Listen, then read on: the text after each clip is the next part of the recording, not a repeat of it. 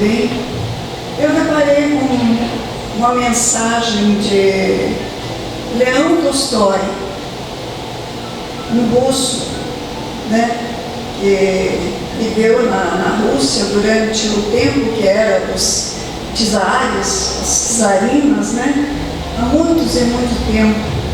Ele era um escritor muito famoso, mas ele tinha consigo uma grande assim, tristeza de ver a desigualdade no mundo.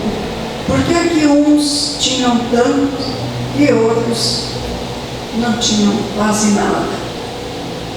E ele viveu na França, até tem dois romances dele que foi parar em Hollywood, foi transformado em filmes, né, que um é Guerra e Paz e o outro é Ana Karenina. Ele procura a nossa irmã, que já está na espiritualidade há algum tempo, a Dona Ivone do Amaral Pereira, e pede para ela. Ele era um escritor desconhecido no mundo espiritual, no espiritual, né? Ele já havia desencarnado há muito tempo. Mas ele tem outros livros além ele já escreveu por outros médiuns, além da Dona Ivone do Amaral Pereira. A Dona Ivone era uma médium, foi uma médium excelente, escritora, tem vários livros, né? E o livro ao qual ela se assustou, ela disse: olha, eu nunca escrevi para um espírito que tenha vindo da Rússia. Um russo, ele falou assim: engano seu, porque você também já teve uma encarnação na Rússia, e nós vamos nos dar muito bem. Mas não é só esta mensagem que ele traz nesse livro, é Ressurreição e Vida, o nome do livro. Há várias outras histórias que ele traz do mundo espiritual, inclusive do baixinho lá, do Zaqueu, né? Que a mãe dele contava a história do Zaqueu para ele. E ele conta várias passagens para ela, até que ele chega num determinado ponto desse que eu vou trazer para vocês hoje, que é o discípulo anônimo. Ele vem nos trazer, através da sua mensagem, uma mensagem muito bonita de um rapaz que nos 3 anos de que Jesus fez as prédicas dele, que Jesus esteve falando, né? Falando sobre o Evangelho. Esses 3 anos, este rapaz, ele acompanhou Jesus o tempo todo. Nunca ninguém soube o seu nome, muito menos de onde ele era. Leão Tolstói escreve para a Dona Ivone que ele era um rapaz bonito, bem aperfeiçoado, cabeleira basta, negra, né? E que ele trazia consigo uma bolsa. Ele trazia consigo uma bolsa de couro, de carneiro, e nessa bolsa ele trazia todas as vezes, em todos os momentos que Jesus foi falar, tanto quando ele falou dos milagres que aconteceram, quando das parábolas que Jesus disse, das curas de Jesus, ele anotava item por item. Ele não ficava sentado no meio da plateia ali daquele povo, porque aquele povo que acompanhava Jesus naquela época era toda gente simples, humilde, gente praticamente ignorante. E quem procurava Jesus, que estava sempre às voltas com Jesus, eram os doentes, né? Os leprosos, os surdos, os mudos, coxos, os endemoniados. E ele anotava, ele sentava em uma pedra e ele pegava aquele pergaminho, tipo de um rolo assim, que era, veja a dificuldade para escrever naquela época, porque não tinha papel, né? Então eles escreviam era o couro do carneiro, da ovelha, que era mais acessível, mais mole talvez, né? Mais suave, para eles transformavam lá nas sinagogas, no templo, aonde eles tinham que escrever, era escrito desse jeito. Então ele tinha com ele 2 rolos desses pergaminhos, aonde ele enrolava. E ele sentava lá de um lado e ele fazia aquela tinta, ele usava aquele papiros. O papiro era uma tinta que eles usavam naquela época, feita de uma planta, das hastes de uma planta. Deveria ser como a tinta que nós tínhamos na escola, da caneta tinteiro, né, que a gente molhava ali para escrever. Devia ser desse jeito, né? Porque há 2000 anos atrás, como é que era a dificuldade que o povo tinha, né? Não é como hoje que vai ali no computador e bate, já está tudo escrito, né? Em 15 minutos você escreve um romance inteiro ali. Mas esse rapaz, ninguém sabia a origem dele. Nem mesmo Leão Tolstói conseguiu descobrir na espiritualidade a identidade desse rapaz. Mas ele era a presença constante em todos os momentos que Jesus ia falar. E ele anotava com tanta precisão, rapidinho, porque quando chegava à noite no seu pequeno quarto, ao qual ele alugava numa hospedaria, ele ia passar a limpo. Aí ele ia encolar no outro rolo, para aquele lá e guardava. Talvez ele estivesse pensando para o futuro escrever um livro, talvez, né? Ninguém sabe, ninguém ficou sabendo. Mas esse moço do manto, então ele vestia uma túnica azul, comprida, com um manto marrom nas costas, um manto de lã, ao qual ele era chamado o moço do manto marrom. E esse moço acompanhava Jesus em todos os lugares. Ele não deixava passar um acontecimento que ele não anotasse ali naquele pergaminho dele. Ele anotava tudo, os milagres, a multiplicação dos pães, o milagre de Caná, tudo ele anotava. Ele não deixava passar nada sem ele anotar. Mas ele ficava sempre. Mas quando Jesus terminava as prédicas dele, que ele se reunia com os apóstolos, aí então ele se refugiava.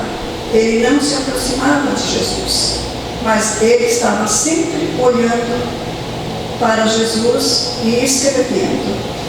Até que certo dia, ele estava sentado numa pedra escrevendo, houve um alvoroço muito grande, e eis que chega um homem, um rapaz correndo e se joga aos pés de Jesus. E diz: mestre, por favor, vá até minha casa, que minha única filhinha está prestes à morte. Ela foi acometida de uma febre terrível que os médicos não dão conta, e eu rogo para que o Senhor vá à minha casa e cure a minha filhinha, porque é a única. E naquele alvoroço, quando Jesus foi indo, todo mundo queria correr na frente para ver, porque sabia que ali ia acontecer alguma coisa. E ele rapidamente pegou suas coisas e começou a guardar também, né? Mas naquele empurra, naquela confusão, sabe quando todo mundo sai correndo e cada um quer chegar na frente primeiro para ver o acontecimento?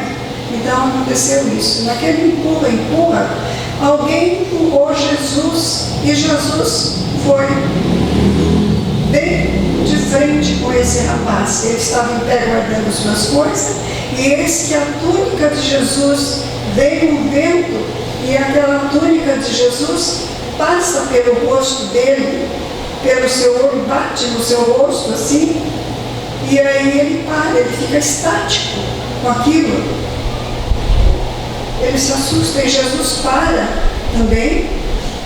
O pessoal correndo, tudo, Jesus para e em frente dele, fixa bem nos olhos dele. Segundo o historiador, ele tinha os olhos azuis cinzentados.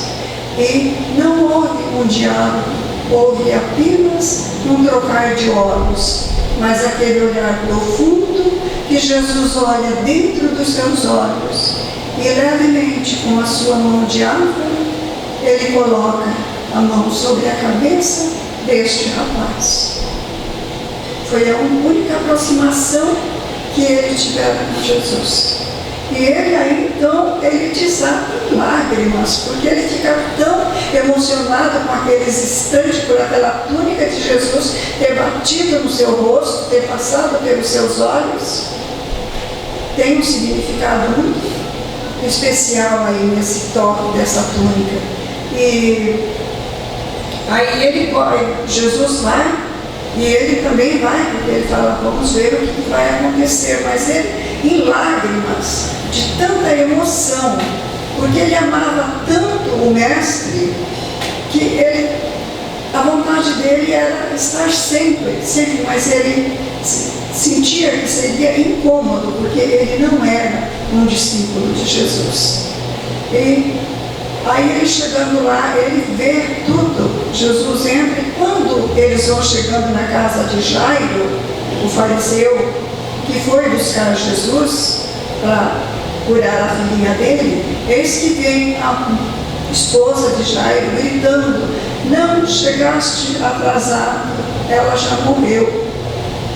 E em prantos, ela abraça o marido. E Jesus não se incomoda. Jesus adentra a casa e vai ter com a menina. Aí ele chega lá, coloca as mãos sobre a criança e cura a menina. Enquanto todo mundo estava naquele alvoroço, naquele chororô lá fora, porque sabia a preciosidade que era aquela criança para os seus pais, né? Ele pega a mãozinha da menina, ele diz para a menina, levanta-te, e pega a menina e sai e leva ela fora. Então aí foi mais. Ele diz, ela não estava morta. A febre fez com que ela dormisse. Ela estava dormindo, mas ela já está curada. E pega e entrega a criança para Jairo, e ele com a esposa então ficam ali transbordando de felicidade, porque quem viu um filho, né, morto, ver a criança ali brincando, ali seria uma bênção que não tem explicação para um coração de mãe e um coração de pai. E ele anota aquele milagre de Jesus, todos os milagres, todas as parábolas, ele anotava com muito cuidado naquele pergaminho. Aí ele vai para a sua casa e uma tarde perto, nas proximidades de Jerusalém, foi anunciado que Jesus estaria ali para fazer o sermão. E o pessoal desde madrugada, desde manhã cedinho, todo mundo correndo para lá, doentes, esperando. E ele também foi para esse local. Mas Jesus tinha ido para outro local. Foi errado a informação, mas já proposital. Esse erro foi proposital de Jesus. E ele chega também, mas aí já vai passando os dias, vai passando as horas, chega meio-dia, todo mundo com fome, todo mundo ali naquele calor, e eis que ele está parado assim, vem, e ele fica com o coração tão amargurado por ver tanto sofrimento, e ele diz, puxa, tanto sofrimento e eu não posso fazer nada. O que está valendo? Ele quis dizer, o que está valendo a minha vida? E nisso vem, alguém joga aos pés dele um endemoniado. Eles falam endemoniado naquela época, hoje nós falamos obsediado, né? Cai aos seus pés, se babando, esbravejando, impropérios, bem daqueles, bem forte mesmo. E ele tem uma lucidez assim na cabeça dele, que ele tinha que fazer alguma coisa. E ele vai e se aproxima desse endemoniado e se abaixa e coloca a mão na cabeça desse esse homem que está ali se esbravejando, se rolando no chão todo sujo de terra, e diz: em nome de Jesus de Nazaré, Filho de Deus vivo, eu te ordeno, deixe este homem e siga em paz. Foram essas palavras, em nome de Jesus, ele fala. Aí o endemoniado dá-lhe umas estrebuchadas, uns gritos ali, e de repente levanta, como se nada tivesse acontecido com ele fica assim atordoado, sem saber o que aconteceu com ele, e limpando toda a roupa, porque ele estava inteirinho, sujo, né? E naquele dia, ele fez mais curas. Esse moço do manto marrom fez mais cura, que aquele toque da ponta do manto de Jesus que passa nos seus olhos, que te bate assim, foi proposital. Naquele momento, Jesus autoriza ele a curar em seu nome. Mas quando ele estava nesse lugar curando, João passa por ali e ouve e vê ele fazendo as curas. E João chega e fala para ele assim: olha, você não pode fazer isso. Você não é um discípulo de Jesus. Você não é um dos nossos. Eu te proíbo você de fazer isso. Só quem pode, quem tem autoridade para curar é Jesus. Você não é um apóstolo de Jesus. Você não é um dos nossos. Veja o preconceito aí, né? No meio dos apóstolos. E aí João vai ter com Jesus e fala com Jesus isso: ó, mestre, eu proibi ele de fazer isso, porque ele estava fazendo cura em seu nome.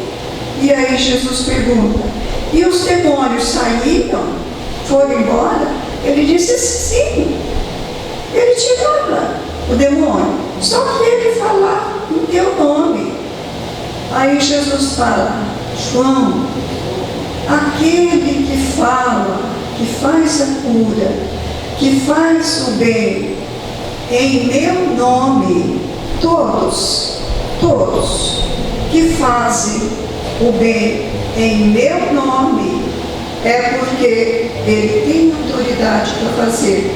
Porque se ele cura em meu nome, é porque ele me conhece. E se ele me conhece, ele me ama.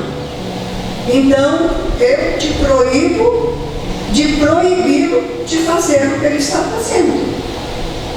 Deixe ele continuar. Aí o tempo passado, houve mais coisas, mais eventos, mais tudo, né? Até que chega o momento em que Jesus é preso. Já passaram 3 anos, Jesus é preso, levado ao suplício da cruz, e foi a morte, né? Para esse rapaz, ele entrou em pranto, em desespero. Ele chorava dia e noite sem parar. Aí veio uma consolação da ressurreição de Jesus, mas assim mesmo ele não se animara. Ele deixara, porque para ele, como ele era sozinho e ele alugava esse quarto nessa hospedaria, ele trabalhava, ele era uma pessoa muito inteligente, ele dava aula para os filhos dos romanos, porque ele falava várias línguas. Então deduz que ele era grego, parecia ser grego, e ele era muito inteligente, mas ele fazia outros serviços. Ele ajudava as mulheres, ia buscar água para as mulheres, lavava os cavalos daqueles que passavam por ali, né, dos viandantes ali, que chegavam cansados, os cavalos também, e dava água para eles. Ele fazia o trabalho para ele ganhar um dinheirinho para o seu sustento, porque ele tinha que se sustentar, ele tinha que ter ele não podia viver às expensas de ninguém, ele tinha que pagar o quarto da hospedaria onde ele ficava. Então, nos momentos que ele terminava rapidinho, levantava muito cedo, fazia todo o serviço que ele tinha que fazer, recebia o dinheirinho dele e vazava, ia procurar onde Jesus estava. Porque ele não faltava em uma pregação de Jesus, ele estava onde? Ele ia onde Jesus estava. Mas aí ele entra numa depressão tão profunda que ele não tem consolo para ele. Já havia passado 7 dias da ressurreição de Jesus e ele ainda estava fechado no seu quarto. Ele não tinha ânimo mais para nada. E ele deita, de tanto chorar e de tanto cansaço, ele deita sobre aqueles rolos de papel dele ali, né? Aqueles pergaminhos, e ele adormece. Quando ele adormece em sono profundo, Jesus vem, ele sonha com Jesus, que Jesus chega, mas era Jesus que chegou ali perto dele, era um Jesus completamente diferente daquele que ele estava acostumado a ver nas pregações. Jesus estava com uma veste branca, de um branco que não havia descrição. O seu rosto diáfano, de luz, brilhando de luz, suas mãos eram luzes. E aparece para ele no sonho, né? Ele está dormindo. E Jesus chega até ele, coloca a mão sobre a sua cabeça, como fizeram naquele dia da cura da filha de Jairo, né? E diz para ele: filhinho, eu vou precisar de você para os meus serviços. A partir de hoje, você está sob a minha guarda, mas você vai estar sob o meu serviço. E eu vou te dar a incumbência de você levar o meu evangelho. E Jesus falou para ele o seguinte: ide por todo o mundo, pregai o evangelho, a justiça e a paz. Falai em meu nome, sem medo, e eu estarei convosco. Mas eu te recomendo que você, porque a especialidade dele era de expulsar demônios, né? Ele chegou, já expulsava mesmo, né? E Jesus fala com ele: olha, só que eu vou te pedir algo para você, você não foque tanto. Claro, Jesus falou em outras palavras, né? Eu estou usando as minhas palavras aqui. Você tem que focar, não foque somente na cura do corpo. Por quê? O corpo, quando ele adoece, é porque o espírito também, o espírito já adoeceu.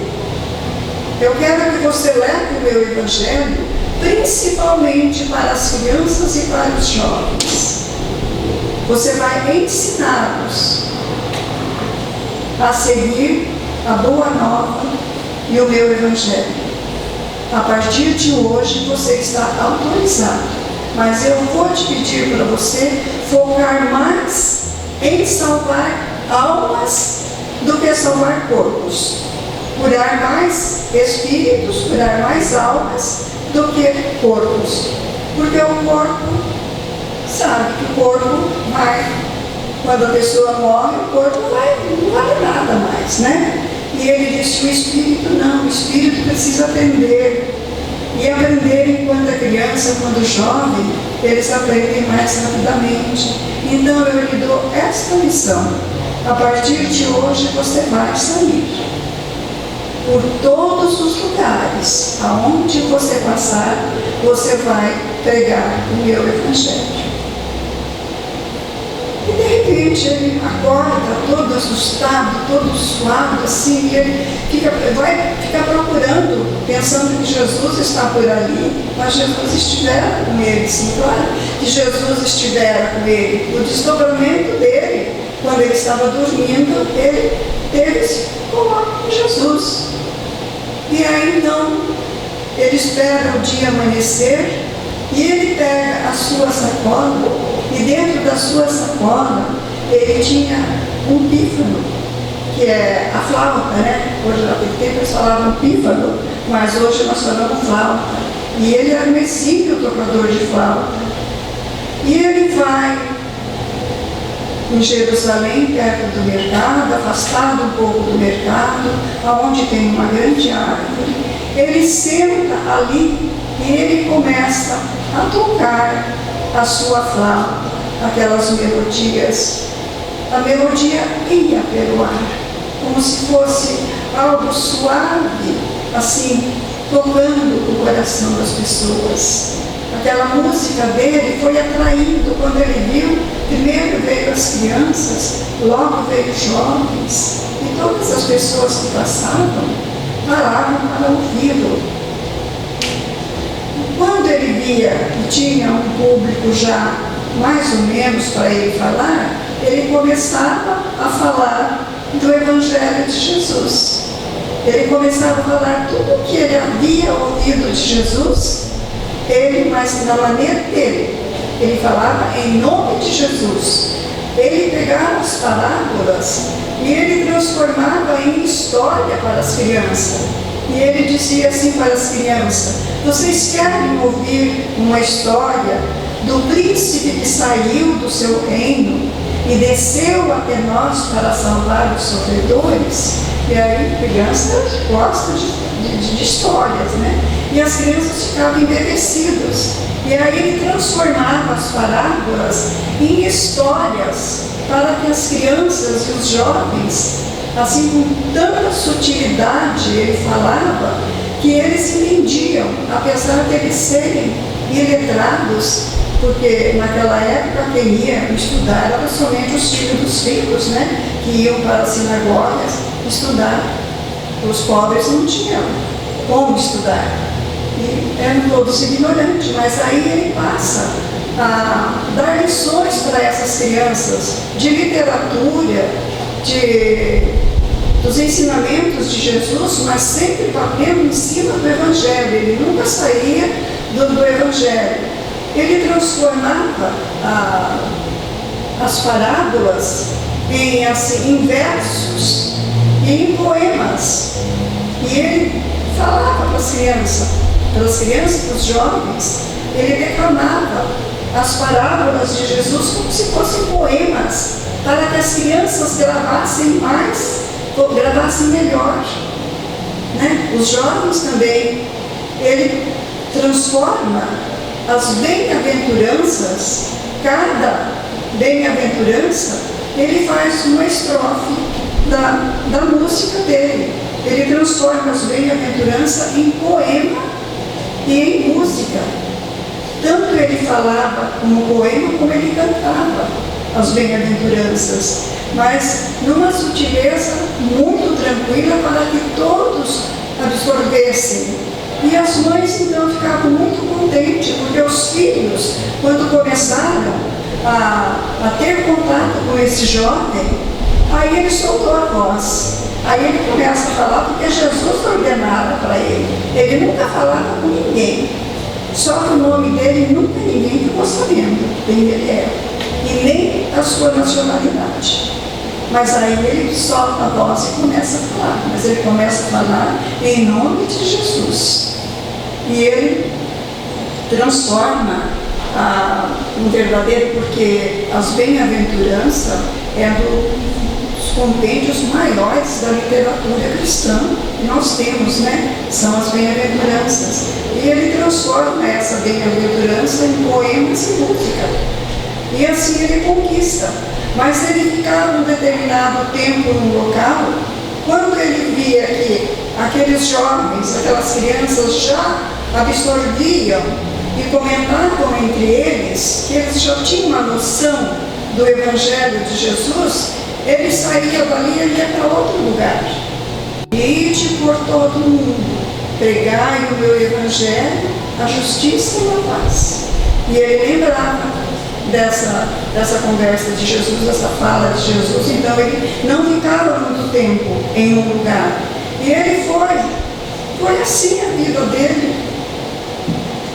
O tempo foi passando e todo mundo procurava, os jovens procuravam onde está o moço do manto marrom. Era assim que ele era conhecido, o jovem de manto marrom. Né? Todo mundo procurava por ele. Mas aí ele já tinha ido embora para outra cidade, para outros lugares, para as outras paragens. levar o Evangelho de Jesus como um discípulo anônimo. E lá atrás, quando Jesus chama a atenção de João, porque João o proibira, João volta a ter com ele e pede desculpas para ele. E fala para ele que Jesus ordenou que ele continuasse aquele trabalho que ele estava fazendo. João humildemente volta e se desculpa com ele pelo fato dele ter tratado ele tão rudemente, por ele não fazer parte do apostolado dos apóstolos de Jesus, né? Que era conhecido por todos. E ele nunca ficou conhecido de ninguém, porque os 4 apóstolos que fazem isso, soltar o Evangelho, escrever o Evangelho, né, que trazem a boa nova para nós, são apenas 4, né? Marco, Mateus, João e Lucas, né? São os 4, que somente esses 4 discípulos de Jesus é que passam, e são conhecidos, né? No mundo inteiro, vamos dizer, porque os outros trabalhavam, mas assim levando a mensagem de Jesus, mas nunca ninguém escreveu. E os evangelhos de Jesus só foram escritos muito depois da morte de Jesus, porque Jesus mesmo nunca escreveu nada, somente foram os apóstolos que escreveram. E esse moço do manto marrom pega navios e vai para outros lugares muito distantes levar a mensagem do Divino Mestre que ele tanto amava. E ele tinha na consciência que ele tinha que cumprir o que ele havia prometido para o Mestre, que era levar o Evangelho dele a todas as pessoas, a todos os lugares que ele passava. Mas como o tempo é emplacado para todos nós, a idade dele também chega. Os cabelos embranquecem, olha aqui. Os cabelos embranquecem, a face muda a tonalidade, e ele, mesmo desse jeito, só que quando as crianças procuravam ele jovem, as crianças falavam, é o moço do manto marrom. Agora não, eles falavam, é o velhinho do manto marrom. Aquele manto devia já estar cor de cinza, né? Porque tantos anos passados já estava desbotado ali. Mas mesmo assim, com a rouquidão na voz, enquanto ele teve voz para falar, ele levou o Evangelho de Jesus, mas ele nunca esquecia de falar em nome do Senhor Jesus de Nazaré. Ele não esquecia disso. Então, aí até que não se sabe como foi que aconteceu, a passagem dele se deu, né? E acaba o velhinho do manto marrom, também chega o seu momento do seu desencarno, dele voltar. E o nome dele, ninguém ficou sabendo. E ninguém ficou sabendo a sua nacionalidade, de onde ele vinha. Então, por que eu vim trazer essa mensagem, essa história para vocês hoje? Porque, olha, quantas pessoas tem aqui nessa história agora? Será que nós não podemos, aquele que já tem um pouco do entendimento, do esclarecimento, nós temos por obrigação de levar, sim, o Evangelho de Jesus a todos que ainda estão equivocados, que ainda não conhecem o Evangelho de Jesus. Então, por isso que nós podemos ser, existe como ele, muitos discípulos anônimos que fazem, que levam a mensagem, que fazem, que trabalham sob o auspício do Mestre Nazareno, e não é conhecido. Não tem problema nós não sermos conhecidos. O importante é o exemplo que nós damos. Conhece-se a transformação da pessoa através do seu exemplo. Mesmo muitas vezes a palavra não convence as pessoas, mas o exemplo convence. O exemplo seu convence. Então, era isso que aquele jovem levava. Essa história, esse conto que Leon Tolstói trouxe através da nossa irmã, Dona Ione do Amaral Pereira, no livro Ressurreição e Vida. Está lá, é muito longo, tem muita coisa aí no meio, mas se eu for falar item por item que está ali, nós vamos até as 2 da manhã, porque é enorme, né? Mas eu fiz um apanhado, assim, de algumas coisas que seria mais importante para nós ouvirmos. E eu faço o convite: sejamos nós o discípulo desconhecido. É tão difícil. A Ana, quando ela vai procurar alguém para vir falar aqui, ela tem que ficar, coitada, ligando para um, ligando para o outro, ligando para o outro, porque ninguém, parece que todo mundo tem medo de vir aqui na frente falar. Eu não sou formada em nada, gente, mas eu quero, quando ela fala, eu venho aqui, eu venho trazer a mensagem de Jesus. E para mim, não importa se as pessoas gostaram da minha palestra ou não. Se um captar a mensagem que eu quis passar, eu já fico satisfeita. Porque todos nós somos discípulos de Jesus. E é aquele que tem um pouquinho mais. Nós estamos passando, sabemos, por momentos, né? Os momentos estão tão assim difíceis, tão conturbados. Nós temos que parar com essa euforia, com esse medo, com os melindres, com as mágoas, tirar do coração. Como é que nós vamos ser um apóstolo de Jesus com o nosso coração cheio de rancor contra o nosso irmão, cheio de mágoa contra alguém que às vezes, numa certa ocasião, nos ofendeu por uma coisinha qualquer? Chegou o tempo de nós pararmos com isso. É um momento de reflexão. Por isso que eu trouxe essa reflexão para vocês hoje, do discípulo anônimo, para que nós nos tornemos um discípulo anônimo. Não importa o nosso nome, não importa que alguém conheça. Eu duvido que alguém aqui saiba o meu nome, sabe porque a Ana falou agora, né? Mas um pouco importa se alguém me conhece ou não conhece, se gostam ou não gostam. Eu vim aqui trazer, em nome de Jesus de Nazaré,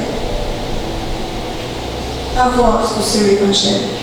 Porque há mais de 2000 anos ele fez aquele convite tão amoroso para nós e está fazendo todos os dias. Vinde a mim, todos vós que sofreis e estáis sobrecarregados.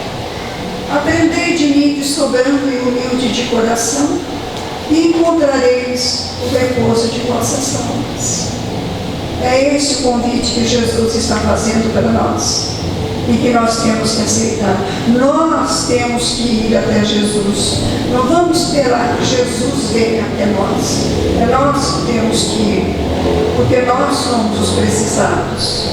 Nós aqui necessitamos do amor sublime que Ele derrama todo dia para nós, e nós não sabemos aproveitar.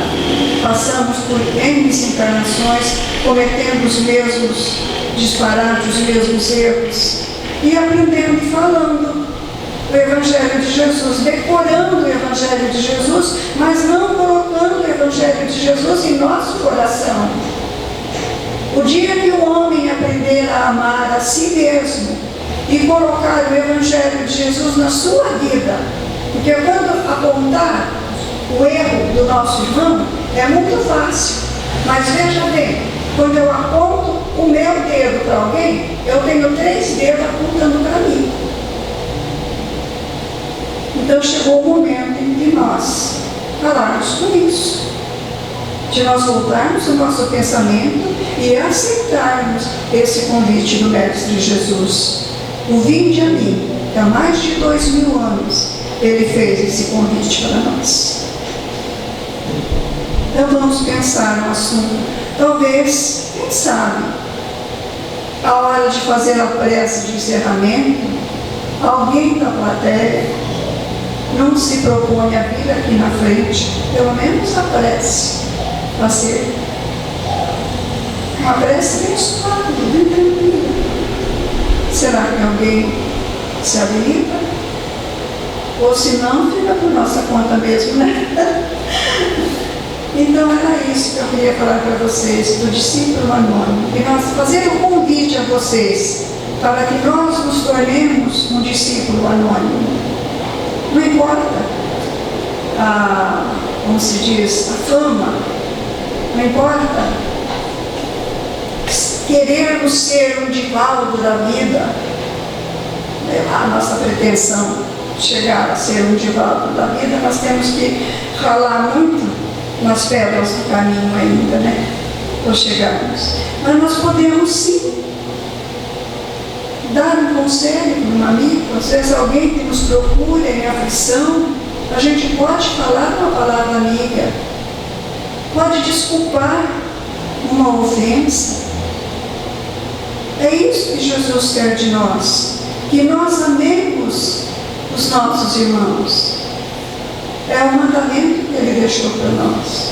Amar a Deus sobre todas as coisas e ao teu próximo como a ti mesmo.